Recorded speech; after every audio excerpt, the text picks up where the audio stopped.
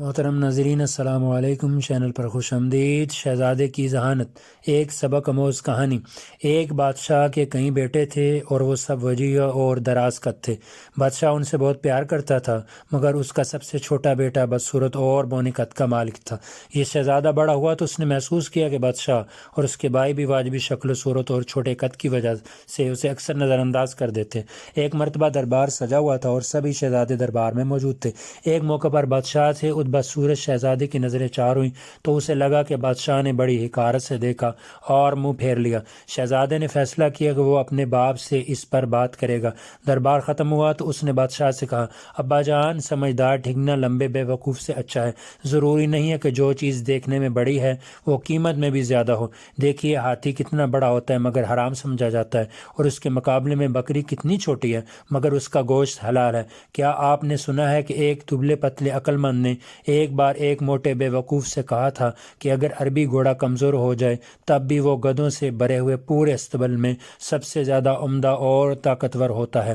بادشاہ نے شہزادے کی بات سنی اور مسکراتے ہوئے اس کی طرف ایسے دیکھنے لگا گویا وہ اس بات سے خوش ہوا ہے۔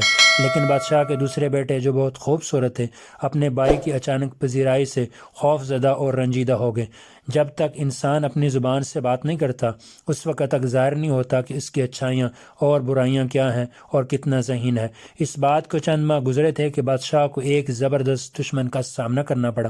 جب دونوں طرف کی فوجیں آمنے سامنے آئیں اور لڑائی شروع ہوئی تو سب سے پہلے جو شخص لڑنے کے لیے میدان میں نکلا وہی بدصورت شہزادہ تھا، اور اس نے پکار کر دشمنوں کے سپہ سالار کو کہا، میں وہ آدمی نہیں ہوں کہ تم لڑائی کے دن میری پیٹھ دیکھ سکو۔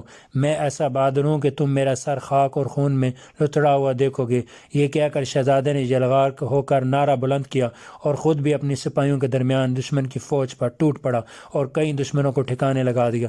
جب جنگ ختم ہوئی اور بدصورت شہزادہ اپنے باپ کے سامنے آیا تو آداب بجا لایا اور کہا، ابا جان، آپ نے میرے دبلے پتلے کمزور جسم کو ذلت کی نگاہ سے دیکھا اور ہرگز میرے ہنر کی قیمت کو نہ سمجھا۔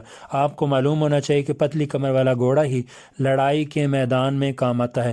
آرام اور آسائش میں پلا ہوا موٹا تازہ بیل کام نہیں آ سکتا۔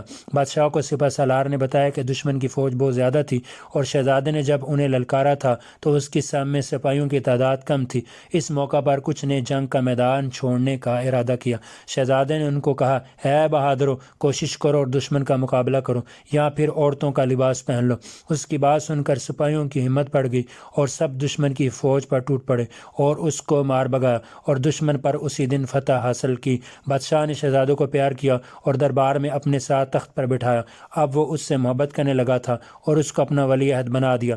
دوسرے بھائیوں نے یہ حال دیکھا تو حسد کی آگ میں جلنے لگے اور ایک دن بدصورت شہزادے کے کھانے میں زہر ملا دیا۔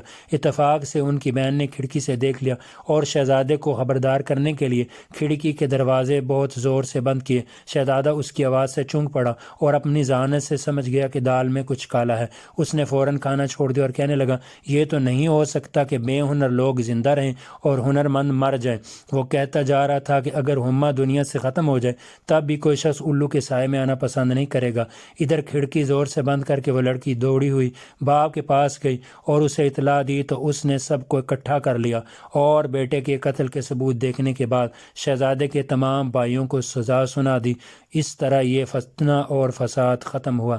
محترم ناظرین و سامعین، یہ ویڈیو اچھی لگی تو اس کو لائک کیجیے گا، شیئر کیجیے گا، چینل کو سبسکرائب کر لیجیے گا۔ جلدی ملتے ہیں ایک اور ویڈیو کے ساتھ۔ اللہ حافظ۔